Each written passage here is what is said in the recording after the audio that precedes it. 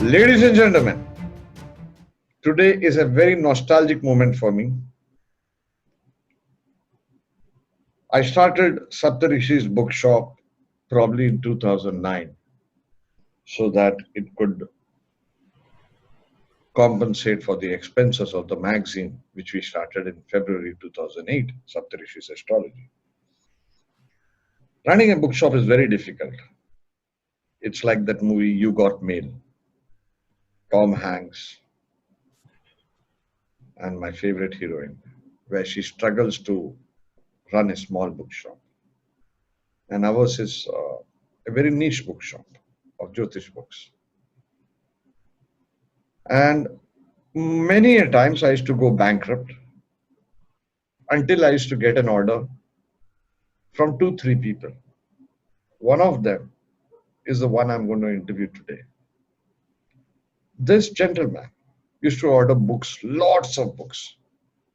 And especially what caught my eye was he used to order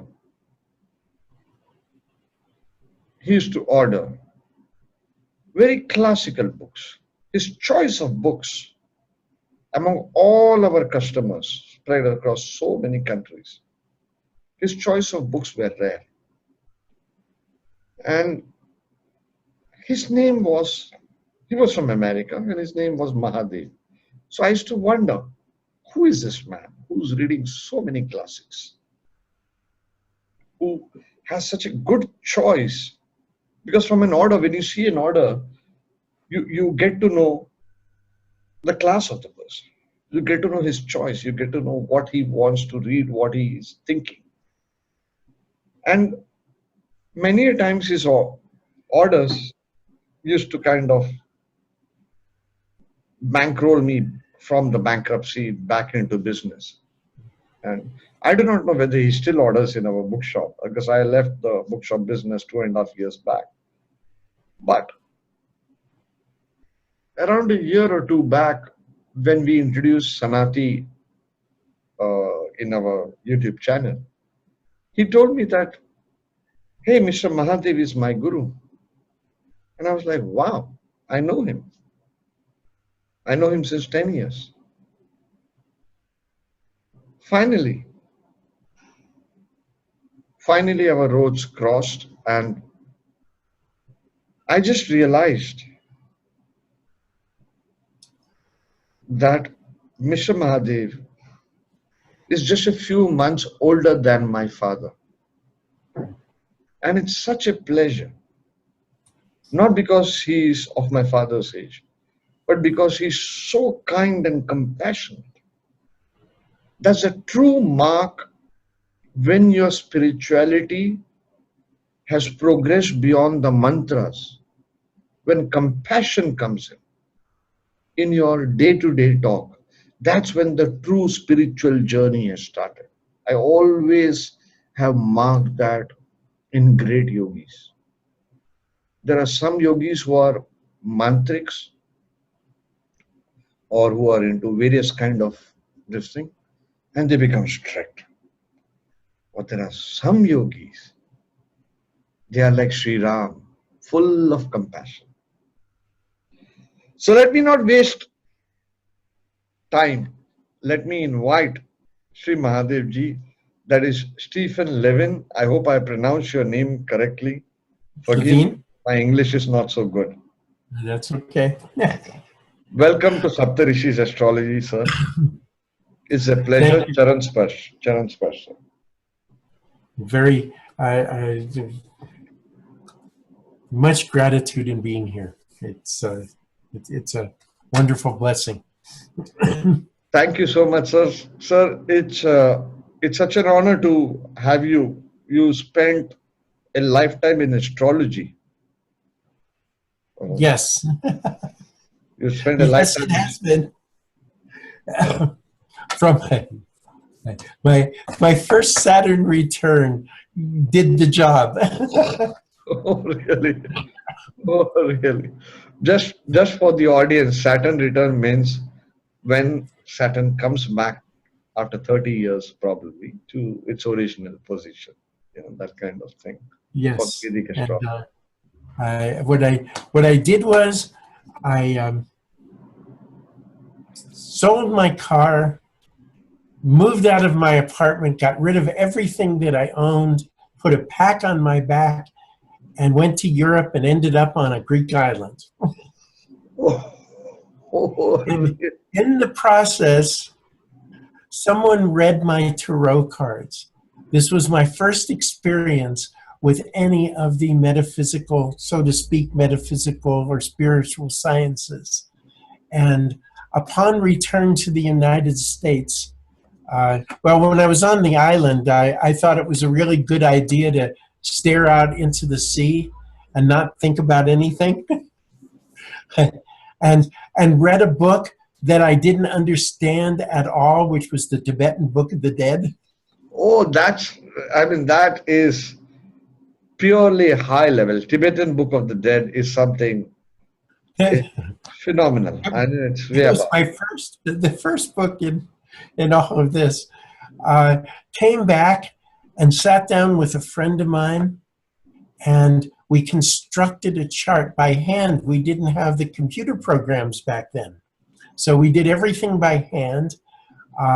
Took several hours to construct the chart. Read a small little book called Encyclopedia of Astrology, and was off and running, took classes, took every class I could in within the first several months from Raymond Merriman and Robert Thibodeau, and These guys, started practicing within the these guys are same year. legends. These guys are legends. Yeah. And it must have been past lifetimes because I was practicing by the end of the year. We started an astrological association with Ray Merriman, Bob Thibodeau, and several others. And I was president. After a couple of years, I was president of the organization. It was when we started in America. Astrology was not something that people talked about doing. In fact, housewives never said a word to their husband. They used to pick up the magazines at a grocery store. And so when we started the organization, 100 people turned out of nowhere to join it. Oh my God. And so it started out, this was Western astrology. It started out from there. Which year And, was it? Which year you started learning Western astrology? I started learning astrology in 1972. Oh my God, that's before I was born. That's Well, one. that was the finish of my Saturn return, and Saturn is seventh house from the moon, so we're dealing with Kantika Saturn, and everything kind of changed from that particular point. So it started then, and then thank God I found Jyotish in 1999. Oh wow. Although interestingly, I look back, I'm a pack rat. I keep notes from years back.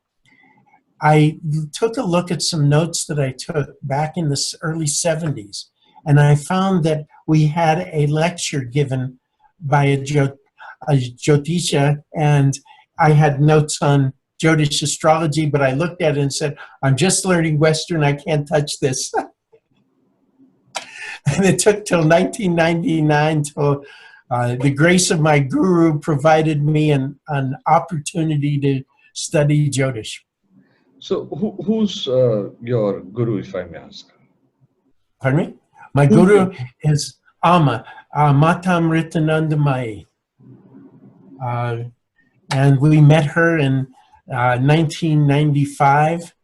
Um, just as an interesting point, I was a very heavy smoker. I'm paying for that now.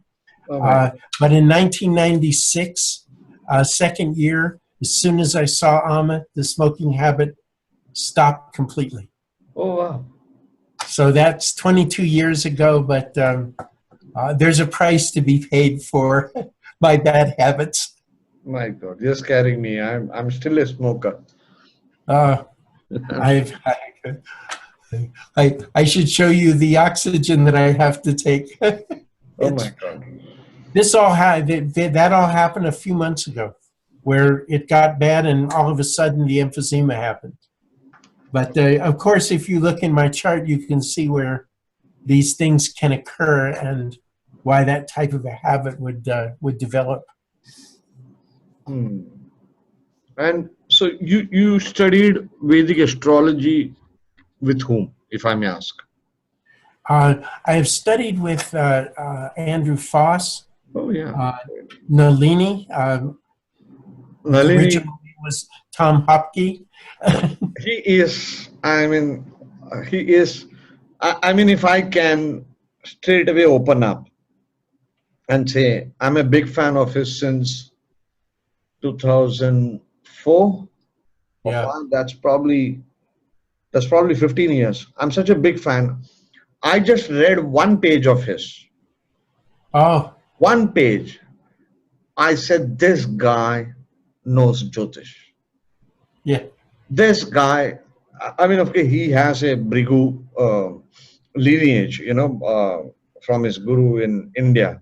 But yeah. the way he explained it, and he's been so reclusive, I've been trying to get him on our channel for so long. He is marvelous. I'm sorry, I just want to pour my heart out. He is a genius, absolute genius. Yeah, he is. My last contact with him, we and others were singing for quite a while, Hare Krishna, Hare Rama, and it was just a wonderful experience. He held an astrological conference many years ago in Florida. He's in Florida right now. Oh, okay, wonderful. Maybe one day, if I'm lucky, I would have him on our channel. Oh, that would be really nice. That would be wonderful. So you've been involved with the astrology section of Mata Amritanandi Mai? Say that again, please. You've been involved with the astrological department of Mata Amritanandi Mai, Amma? I haven't been, well, yes. That was actually my first contact. There's little pieces of this that are quite interesting. My first contact with the Jyotish was Prasanam. He used to be one of the astrologers that went around the country with Amma. Okay. And he rectified my chart in about 5 to 10 minutes from just a couple of dates. Wow. And I'm mathematical, and it blew my mind. Wow. His story, just real short about his story. He was an accountant. So he came to, he met Amma, immediately moved to Amritapuri. And while he was there, Amma had him use the computer program and run astrology charts. And he had never touched astrology in his life. Oh. And by doing the astrology charts, Amma then had him start giving readings on astrology. My God. And then I think he was in touch with, I think he must have studied for a while under K.N. Rao and many others at the time. But yeah, Amma had him start doing astrology. and never touched it, never looked at it before he got to Amritapuri. My God, that's magical. Magical. Yes, these things just kind of happen. And that's what kind of happened with me the minute that happened. And just to recite a particular experience I had.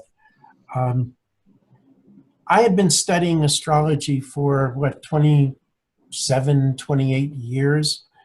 And I remember coming down and saying, well, gee, I don't know. Am I attached to this? Maybe I'm supposed to be doing something else and I won't let it go. Mm-hmm. And every scripture I have written says you must have a Jyotish guru. Mm-hmm. But I had met my guru, and it was like the only guru I can see is Amma.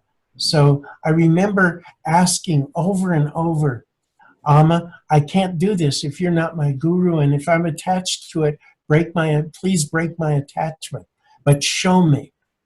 And somewhere around maybe a year or two later, I was sitting in the retreats that we had. I was sitting and we were kind of meditating on Amma and looking at Amma, when all of a sudden, this big block, rectangular block in gold of must have been some sort of metallic block, fairly thick.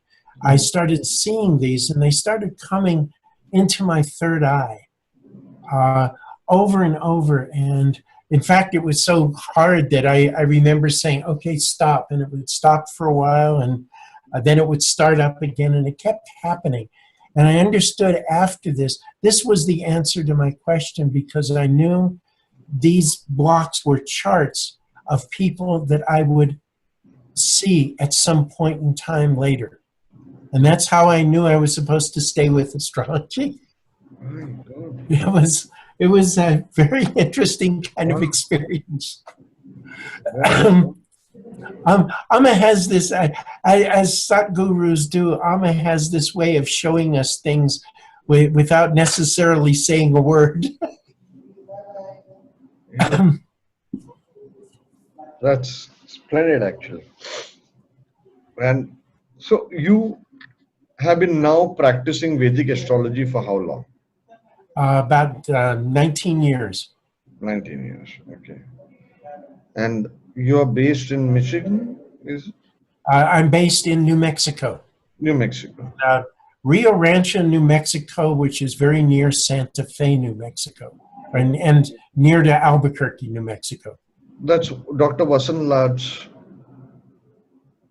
Yes, Dr. Lad has the Ayurvedic Institute in Albuquerque, and I taught there for a couple of years. Oh, you taught there? Fantastic. Yeah.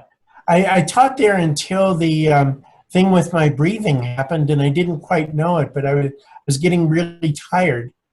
And so I had to say, well, I can't teach, I can't do this anymore. And then a bit later, I found out that, yes, I needed to be on oxygen, and that really helped me have some energy. Bad habits catch up with us. Yeah, it's true. And I hope anybody who's watching this video, who's a smoker or is into alcohol, at least they should make an effort to give it up, because it affects our body so badly, especially in the olden age. Yes. Old age. But okay, yes. coming to Jyotish, Mahadevji, coming to Jyotish, which are the areas of astrology you have concentrated upon? Well, since I have a background, and as you noticed, I read a lot, so I've concentrated on many areas. Relationship areas are very big, because obviously most people who come, they're dealing with relationship problems. Spiritual direction. Oh, you. No, you continue. I'm just coughing. Please continue. Oh, okay. The picture went out on the screen. Yeah. The areas of compatibility, the areas of profession, career, the karma yoga, spiritual direction that people are taking. Those are like the prime areas that I concentrate on, but we have to deal with many things, like even selecting marriage times. In the United States, people tend to get married on Saturdays, which, of course, is the worst day of the week to get married. And they don't choose their times, except some of the people that we come across, and especially people that I come across from India. They want to have their marriage at the best possible time, and so we do. Obviously, we do charts for that, so that comes up quite a bit. But with all the time I've spent in astrology, it's almost every area we cover. But there are the concentrations on compatibility, profession, and spiritual development and spiritual growth. Okay. Which I love it when we deal with that subject. So true. So we're going to touch today a very, I would say, very tough and complicated topic called retrogression. And just for the audience, retrogression is such a googly that one classic says something, another classic might say something completely opposite. And it is something that is not so easily graspable, if there is a word called graspable, So we're going to make an attempt today with Mahadevji with his years of experience, and probably more because as he shared his birth chart, he has two retrograde planets. So I think he's the best person to talk on retrogression, and that those two planets are Saturn and Jupiter. So it's not an easy combination that way to deal with, having the two biggest planets as retrograde. So Mahadevji, how do you tackle retrogression? What do you do with? One of the things is one. It's really nice to use the Sanskrit name Vakra in regards to it, but it's also the thing of saying just take a picture and see as the planets are revolving, and you can see how they're revolving around the sun, that at times they will look like they are going backwards. It's an apparent motion. So they look like they're going backwards, but that is the perception that we have. After all, our lagna is based upon the rising of the sun, but in essence, the sun isn't going anywhere. The earth revolves, and so it looks like the sun is there and then the sun is gone. And the same thing with this, it's an apparent motion and you see it going around, but because of its relationship, it is closest to the earth during the time that it is in retrogression, a planet. And therefore, the scriptures, and there is an agreement within the Vedic scriptures that a retrograde planet is stronger than a planet in direct motion. And that is because of its closeness to the earth when it is going through that process. Be it an inferior or superior planet, it will still have this type of relationship. I have a very basic question for the audience. You said, which all the classics agree, that a retrograde planet is stronger. Yes. Stronger to do what? Good or bad? Stronger, period. It's just like Saturn exalted is really strong and it really loves the place that it's in, but it may create tremendous amount of havoc and obstacles for people. Just a comment I wanted to make, it took me a long time to kind of figure this one out, is that, well, how come the scriptures disagree or apparently disagree? And it's like the tendency on our human consciousness is to say, well, one is right and one is wrong. What I found over the years was, no, I don't understand enough. They are seeing things from all sides, and different scriptures and different sages are seeing it from a different way. As I understand the sages, they were all enlightened beings. They experienced all these vibrations. So whatever they're saying, pay attention to it, because they're correct. They're not disagreeing with the other. They are just, it's like, what is it, the story about many people are standing around the elephant, and one sees his tail and describes him by the tail, and one sees his trunk and describes him by the trunk, but they're not inaccurate. It's us that become inaccurate because they're giving us different sides of it, and we're wanting to deal with this on a very earthly or like a plane of time. You can't gauge time really. So you're seeing this in this place, and you have to see it in the abstract and know that all these points that they're making are correct.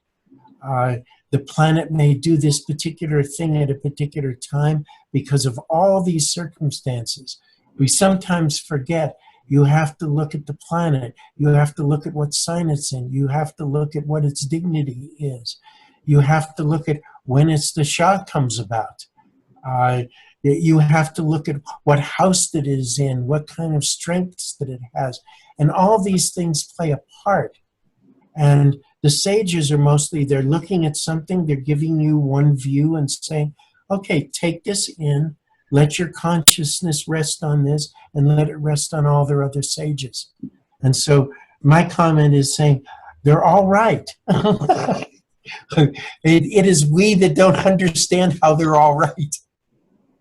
But yes, there are differences. I don't know if you wanted to go into the piece about that seems to be one of the conflicts about Saturn, about a planet debilitated and retrograde, Yes. or exalted in retrograde. Yes, that's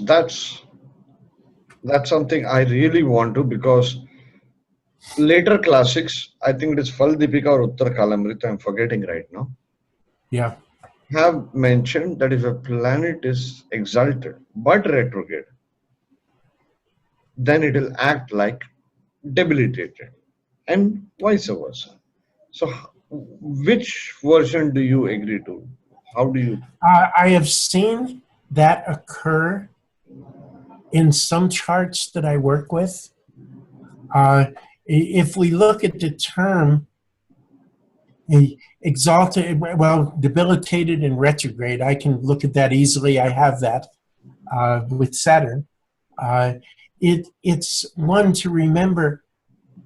Retrograde is always stronger. It's always more powerful. It will bring about the conditions in a chart. And even in a debilitated condition, it means it'll bring it. One of the interesting things about Vakra, I was looking up a definition. It said twisted or crooked, evasive, indirect, ambiguous, unrestrained, secret, more than one meaning. And it's saying, okay, so one of the meanings will apply to this. I have seen this work. If you look in my own chart, the Saturn retrograde and debilitated, when I had my Saturn dasha, things went really well for me. Things worked really well for me. But Saturn in my chart is also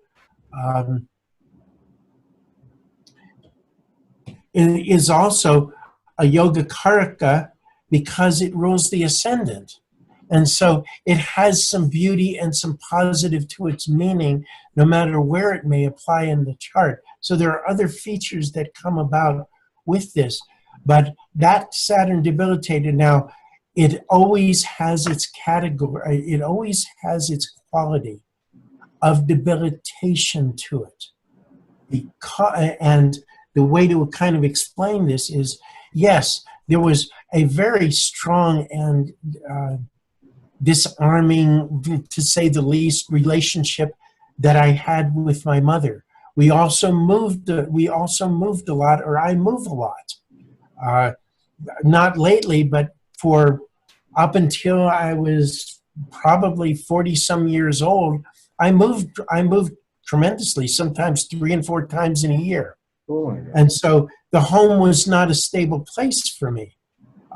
This is the Saturn debilitation operating. But in one part it's saying, but it produced such strength and independence.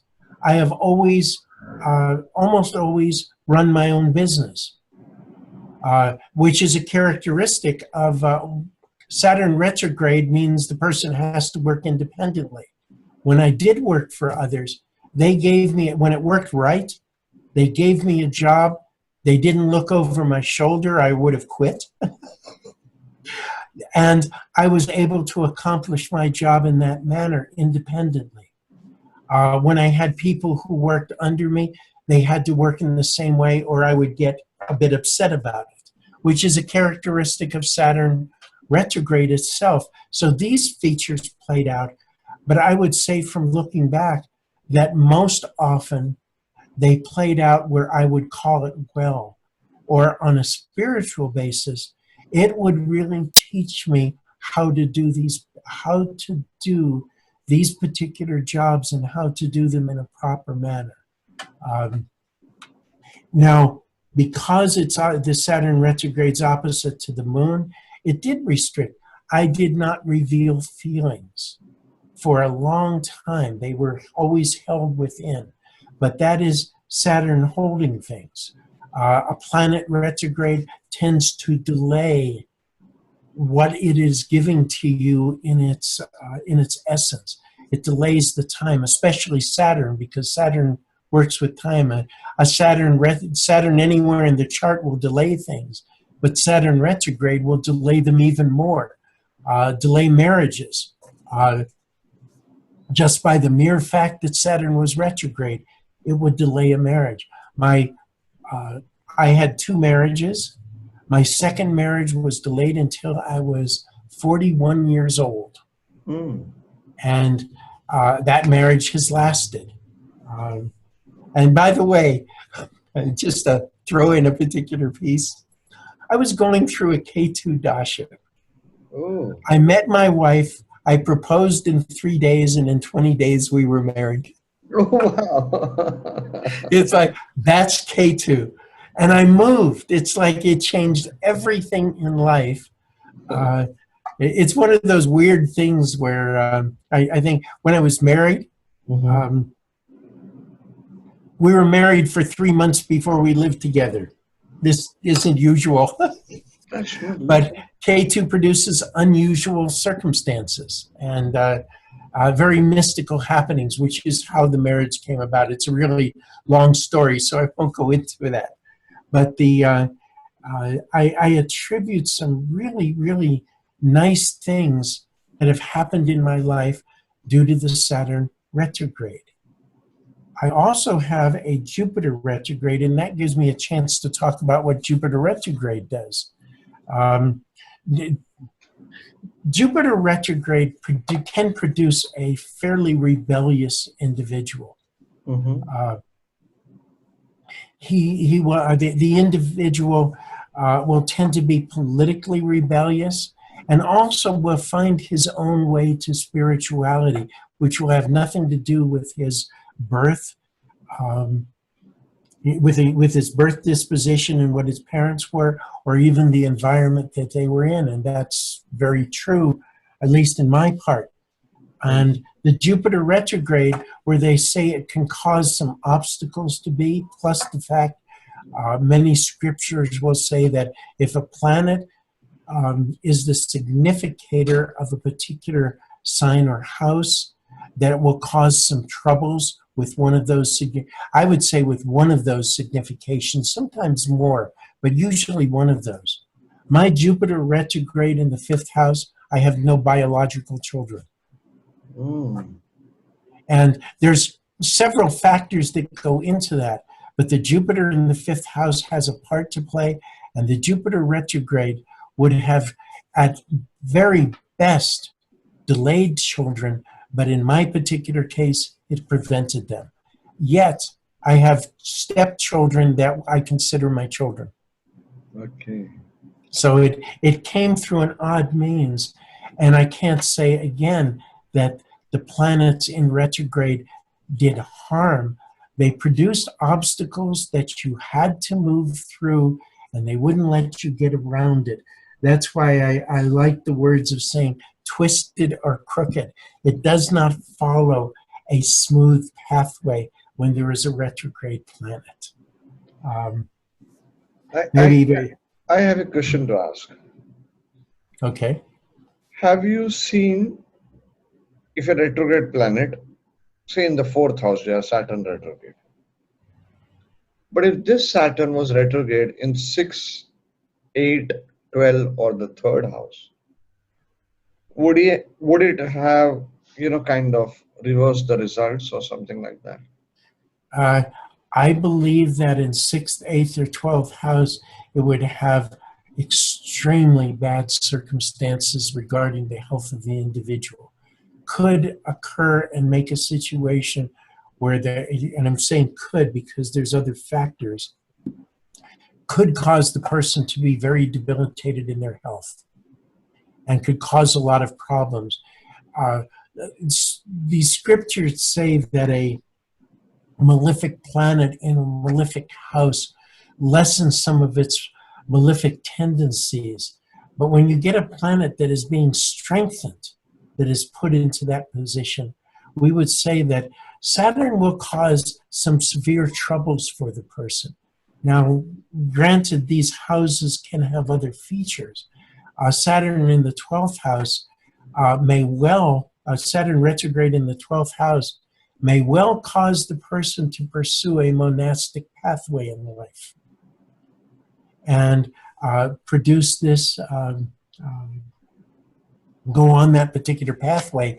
And in many cases, where you might see what they might call a negative, it's he might well leave his family behind. Okay.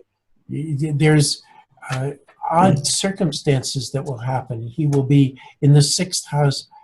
He may, as well as the health condition, he may be very unhappy in work situations, and it will cause troubles for him, especially in his early years. 8th house, if the person can escape an early death with Saturn in the 8th house in retrograde, it can cause the person to become a very spiritually oriented individual and also give him great followings. That too can come out of those positions. So they're not all negative, but if you look at them from a materialistic standpoint, it can cause a lot of problems. Okay. But all of these, and especially Saturn, will cause delays to occur. Okay. We have I'll give an example with the Mercury. Mm-hmm. My perception we all talk about, even people who aren't astrologers talk about Mercury retrograde because their phones go crazy and so do their computers. I once did something very, very stupid. I tried to bring in additional fonts on my computer during a Mercury retrograde. I should have known better. Crashed my computer. I spent 36 hours on the phone to try and get my computer to just work again. I will not do that again. Oh my God. But with Mercury retrograde, what it'll do is at birth, if it's in your birth chart, it will say things like, oh, this is the infant. He cries out for one thing. He gets another. He cries out for water. He gets food. He cries out for attention. Gets something else given to him. His learning, his thought process, instead of asking for something, he starts to go within in his learning process. So he's a very deep inner learner. But by the same token, he has trust issues because the people gave him the wrong things. So he tends to trust the wrong person, not trust the right person. Usually they get out of this one by about the 22nd year, 23rd year, something like that, which is the amount of time Mercury usually spends retrograde. About 3 times a year it does this. But there's always this question mark. Usually there's a delay in when the person is really ready to speak out. And karmically, it can result in, and many times it does, it results in the fact that the person used to speak without discrimination in prior lifetimes. And so restricted his speech in this particular lifetime so he would have more maturity and more awareness and more prominently discrimination in this particular lifetime. But that's some of the things that I found with the Mercury retrograde. Some people say, oh, never sign a contract under a Mercury retrograde. That's not always possible to do. Sometimes there are things you have to do, like selling a house. You can't just say, look, I got Mercury retrograde, we're going to wait 3 weeks.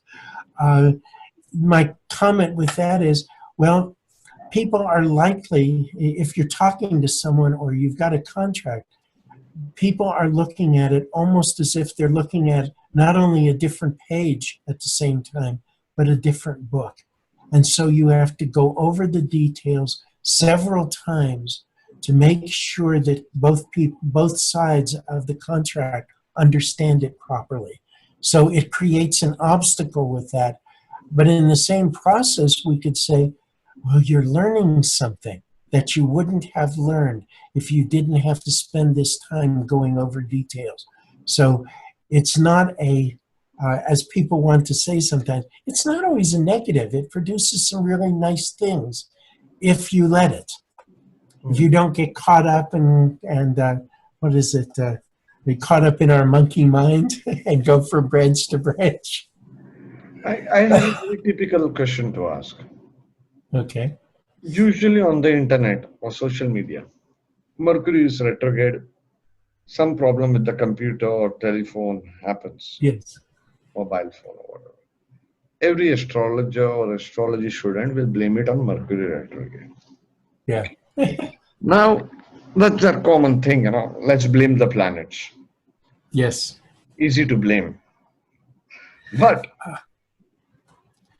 how is it that every time Mercury is retrograde, which is 3-4 times a year, Yes. the same computer problems don't happen to each and every one? How is it? Why?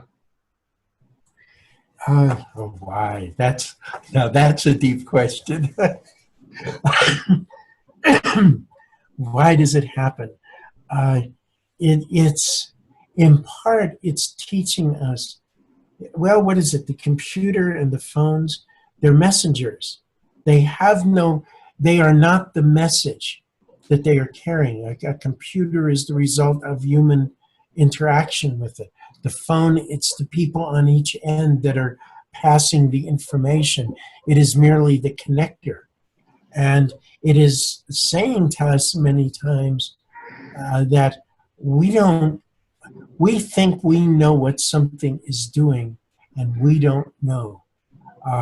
The computers, too much interaction with computers or phones can cause many difficulties with a human being health-wise, let alone what it's doing on a almost on a radiation basis.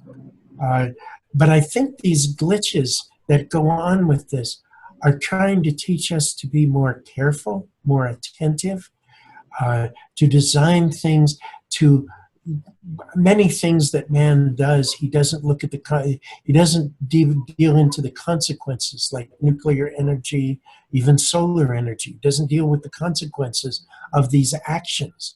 And this shows us that there are consequences of some of these actions. These glitches are not appearing out of nowhere. They're being shown to us by the planet.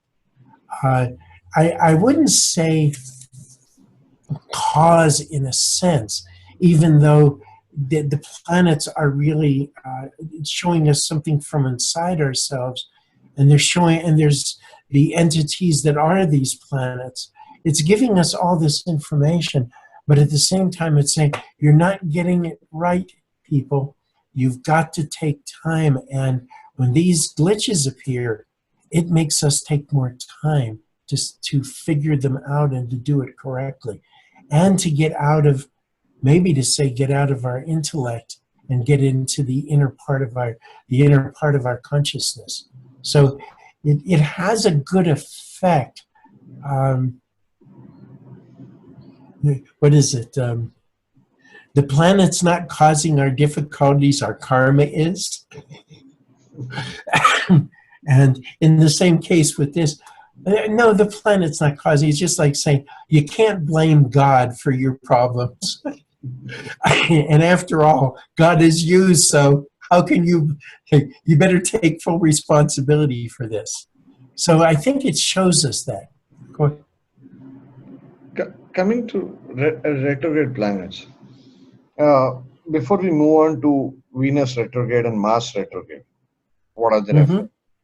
Before that, it's normally said, like a malefic. Now there are two views on this, completely opposite views, and they're probably not supported by classical basis, and I can be wrong.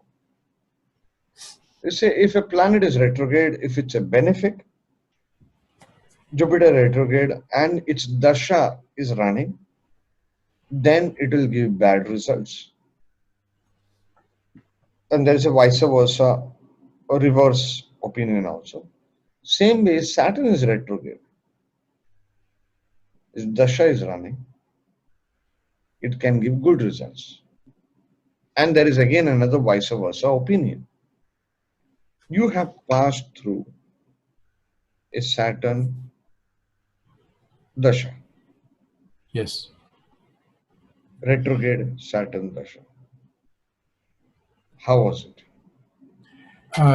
Well, I mentioned the things. The Saturn dasha, even while I was going through it, I saw it as beneficial because in my growth, it was very beneficial. And some of the people that I came in contact with was very beneficial.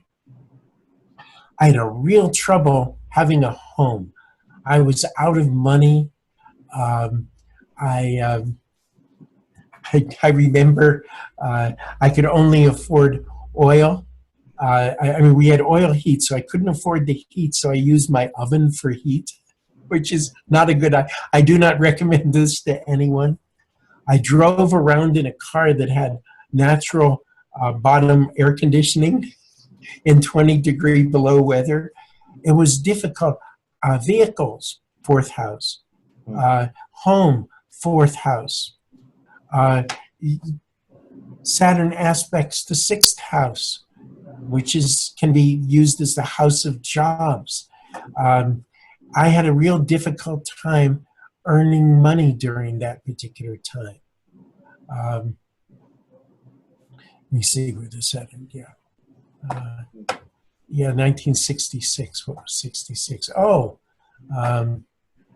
From 1947 yeah, I was drafted. Let's see. Yes, I was drafted into the army at that time under Saturn retrograde. I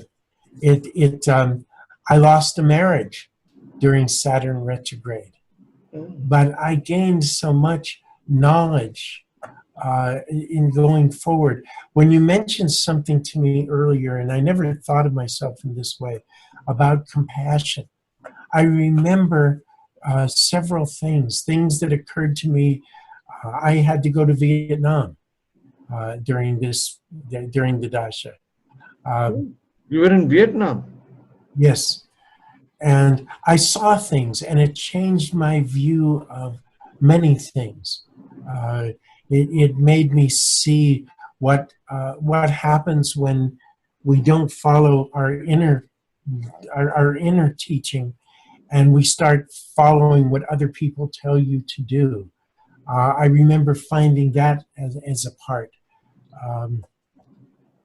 Let me see.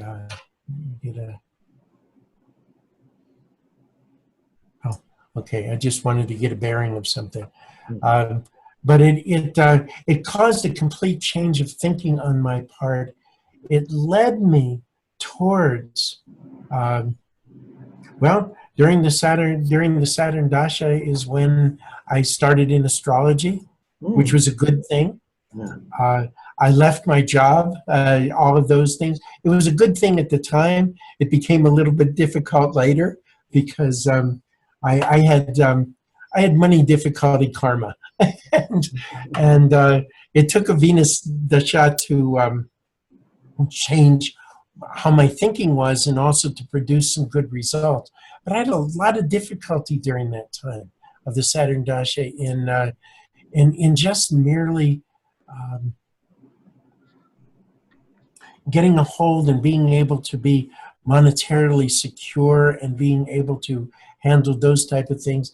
Home and housing was always difficult. But what was going on, I never at any time during that period didn't want it to occur. I felt that it was wonderful as far as my experiences were concerned. And I felt that it was one of the best things that could happen to me. I felt at the time that it was a very beautiful experience, but there's no way to say that there weren't major obstacles that occurred during the point, but they made me overcome them. So it's certainly, in that way, it certainly acted a little bit exalted. It's just saying, it acted very nice for me during that time, but it tore away every foundation that I had in my life. So in terms of all the, because you have Saturn debilitated but retrograde. So if Yes. it were to give exalted result as per the classic, it has not actually given you exalted result in physical material form of life. But in terms of metaphysical, it made you wiser. Yes, yes. It made you get into astrology, which is again a metaphysical. Yes. And it made me get into it from a spiritual viewpoint. Not that I had it together spiritually at the time, I did not. But it made me, my first teacher was Robert Thibodeau, and he was a theosophist. And so it was presented to me. My first experience with astrology was presented to me on a spiritual basis. I thought everybody learned it that way until I came across people where it wasn't. Where I think during many years in Western astrology, the word God was not to be used. Oh my God. It was like, no, humanistic. It had to be humanistic, but God and spirituality were considered to be no-nos by a majority of the astrologers at the time. Not all of them, Okay. but by a majority of them. It was presented in a different way. But I was lucky, or it was grace, that my first teacher presented it on a spiritual basis, and that's the way I learned it. And it stayed with me all the way until finally Amma put me on a really proper spiritual pathway. My God. Okay, I've been dying to ask you before we go to Venus retrograde. I've been dying Yes. to ask you this because it's been my study and research, which is kind of still incomplete. It's the 14-year punch that I call of Saturn. You have Saturn retrograde. So the rule here is one event will happen, say today. Similar kind of event or the completion of the event or the antithesis of that event would happen exactly 14 years later. I do not know if you can remember it instantly or you might take some time. But that's the thing with the retrograde Saturn and sometimes with a normal Saturn. But have you noticed something like this in your whole life? You're probably 75 plus now. And one event that happened, any kind of event, exactly 14 years later, a similar kind of event or an antithesis or whatever. Let's see. So here's the thing that we can point out that occurred. We'll give an event that occurred. We're dealing with may not be precisely on that time, but it's very close to that timing. One, as I mentioned, while I was in Vietnam, I got divorced. Okay, so we're dealing with something having to do with the seventh house. So that occurred 14 years later, or approximately 14, 15 years later, is when I got remarried. Oh my God. So if you look at it as the completion of an event, yeah, it's just that the event started by ending a place and a particular thing, and then the 14 years, after all, that's a Saturn opposite Saturn, or an opposition to the Saturn period that's going on. That would take place during that time period. But yes, there was very definitely certain events occurred. To look at it even more so, I'm trying to see a particular thing that was occurring. Oh, okay. 87.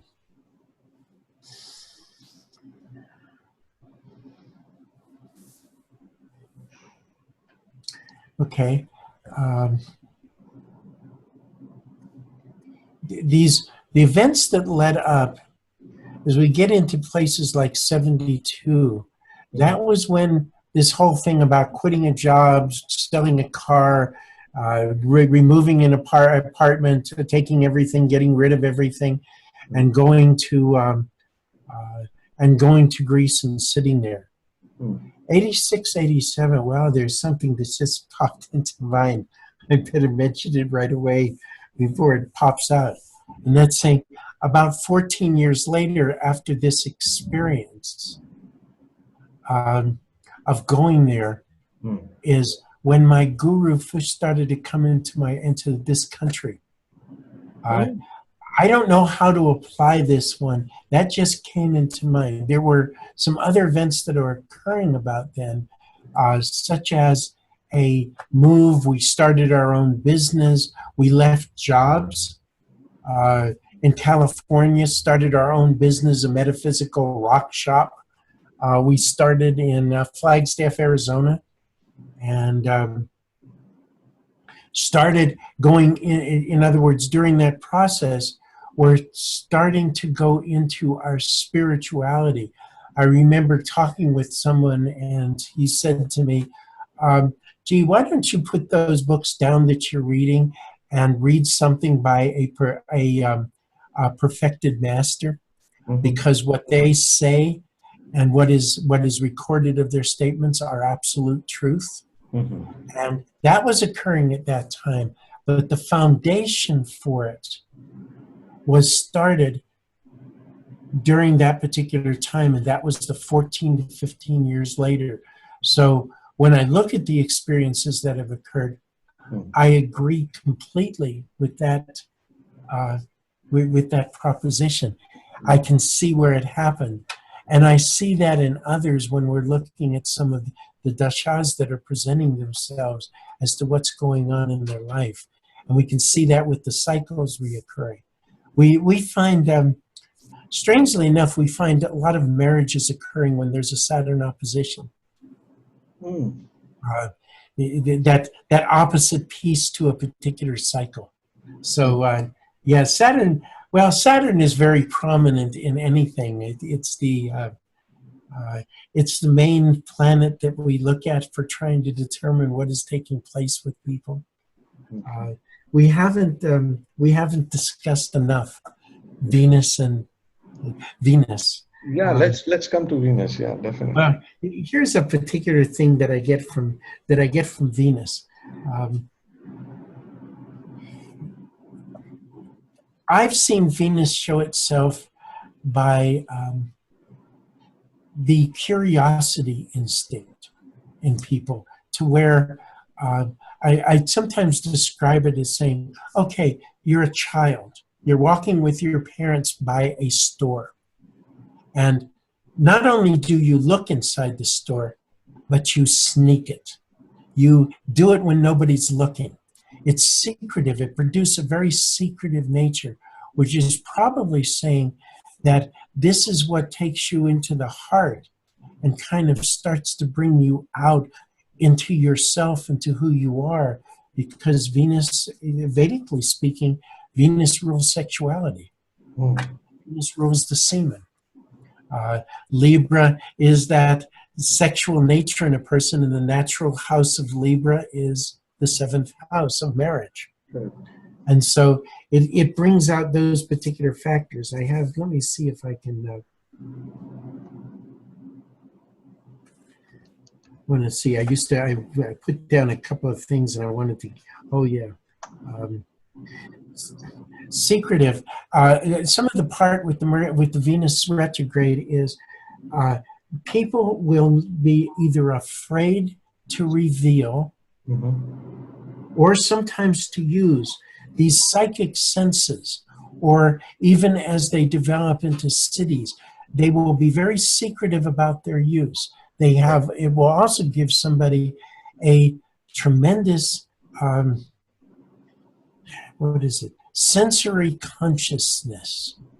They will be the people that they will pick up on everything as they walk into rooms, all these vibrations and all these, we'll say feelings, but it gets deeper than that sometimes. Depending on the person's consciousness, they will pick up either the emotions of all the people in the room, or they will pick up the a higher part of these consciousness, and therefore would know somewhat about the path that the people are on.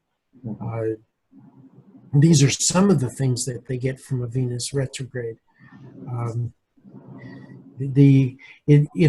It lasts about 42 days when it occurs, so it's got some pretty substantial time to it.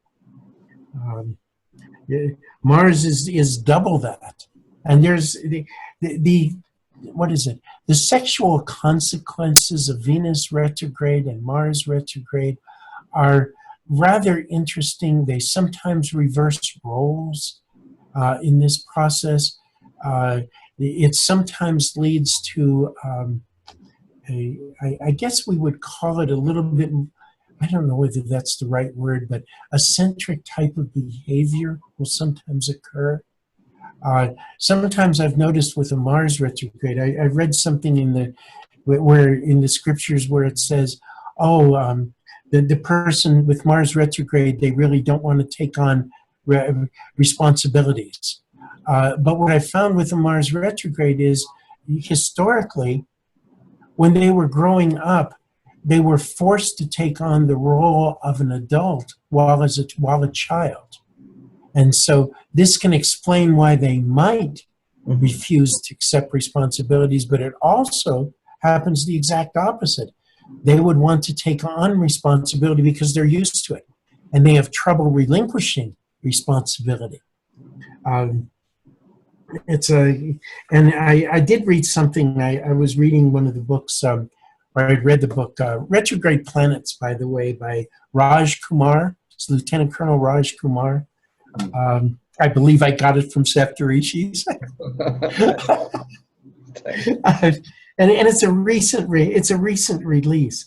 But he said something about passive aggression coming from a Mars retrograde. And I found, well, that's interesting, because that is the expression of the Mars is difficult when it's retrograde. It's been inward for so long that it's hard to express it outwardly, and it can cause that.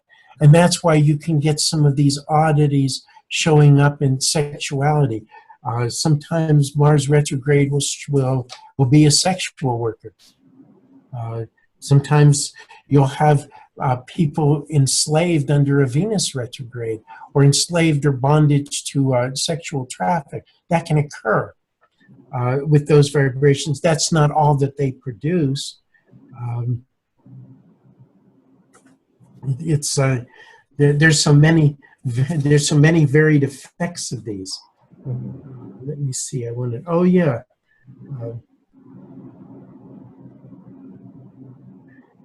You get a lot of social problems with the Venus retrograde.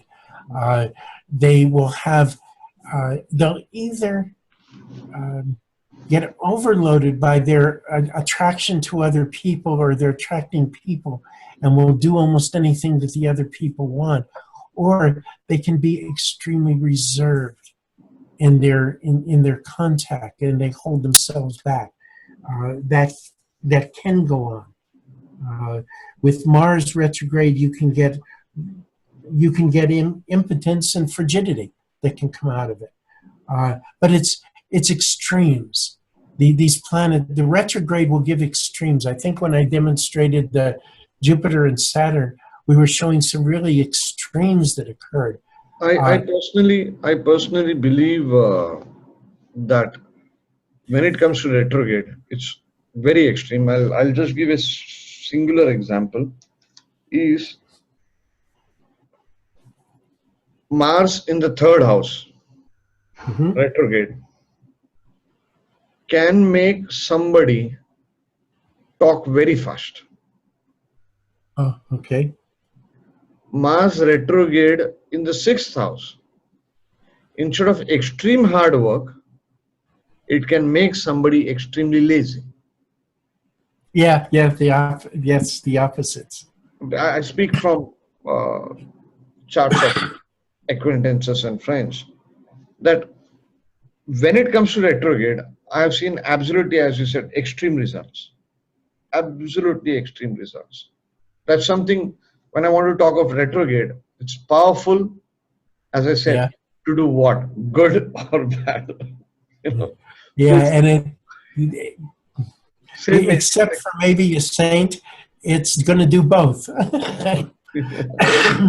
and it's going to, but the one thing you can be assured of is that the result's going to be strong.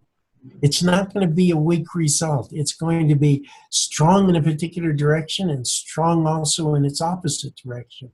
But yes, it will really paint pictures. Yeah. That's a it's a really really interesting. And one of the things too that it's not dealt with a lot. Our sages gave us many hints, but they knew they were writing for the Kali Yuga, and they knew that our consciousness was going to be lacking. And so they knew that if they gave us the whole thing, we would misuse it. Absolutely.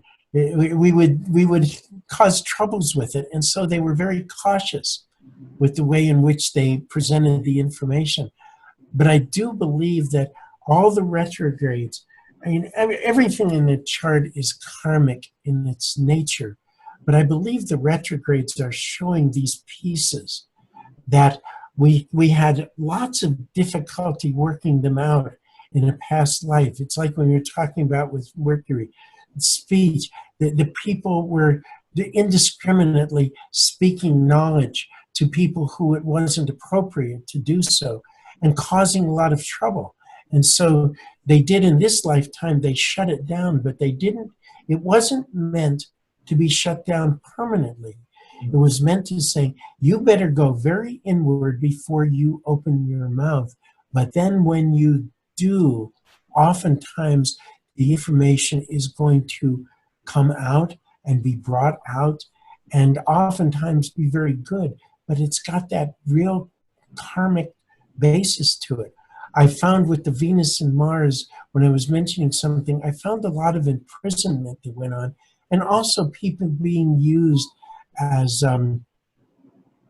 well, back in those days, it wasn't probably sex trafficking. They owned people, and they were to perform, this was part of the duties, but they oftentimes were put in chains. And we found that this has got a lot to do with the Mars retrograde, is that they were enchained or enslaved in some of these conditions. Oh. Venus retrograde may have been people that were not maybe enslaved in that sense, but were also just used for particular purposes. And so when they come into this lifetime, they don't want to reveal too much, or that opposite gets taking place. But it's always, as you said, it's always extremes Yeah. that are involved with this, and it's always potent. It's like something's going to get done with any of these planets retrograde. Don't think it's ever going to stop things from happening. I think I think you summed it up with retrogrades. That it's not gonna stop. That line was perfectly this thing. Well, that's food for thought for us. And well, I would say we've covered. Have we missed any retrograde planet? We covered Saturn. We covered Jupiter, Mars, Mercury, Venus. Yeah, we covered Yeah. everything. Yeah. Thank you so much, Mahadev ji. Well, thank you. You have shared your splendid journey in astrology and shared retrograde planets. I'm quite sure it's such a vast topic, and surely Yeah. when we meet next time, when we do, we can take this further, or some other topic, some other research of yours that you can share. That would be fine. Uh, you notice that, I mean, from even the books that you have, this is a subject that is not covered. There's not many books on it. No. Nobody writes. I mean, I always tell people, take the top 5 astrologers in the world in the last 200 years. They have not written on retrograde planets. Yeah. That's why I was so happy to come across that one book, and it's a new book. He published it in 2017. It was like, well, this is really good. He's done really good research. And again, when we talk about teachers or something, I learn a lot through the books. I like him. I like the way he presents things, but that's also got to do with my own what my chart says about me. I got a Mercury in my first house. I read 6 or 7 books at the same time. Wow, you're like me. I'm like you. It's fun. I don't know any other way to do it. So true. It's been such a pleasure. Summing it up, it's been such a pleasure talking to you. Feel family with you, and it's an honor actually talking to you. You spent so long in astrology. Your life's been through so many things, Vietnam War and this and that. We would love to have you back with another research of yours or another deep study of yours and sharing some beautiful moments of astrology. Thank you. An extreme honor, sir, to have you. It's an extreme honor to be with you. I have found that with me, I'm a reader. It was so wonderful to find all this information from your online magazine, to find all these books. There is no source of books, and I'm not doing it just like, there's no source of books better than yours that I have found anywhere. I can find books that I've been searching for years through Saptarishis, but the information, the people who have generously given of their time to write all these articles and to translate scriptures that, I mean, I do not know Sanskrit enough to read anything in Sanskrit. For me, the translation into English was just wonderful. I can read the scriptures.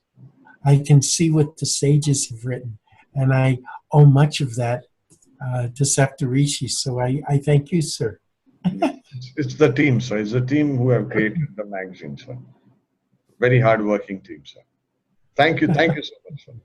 Thank you.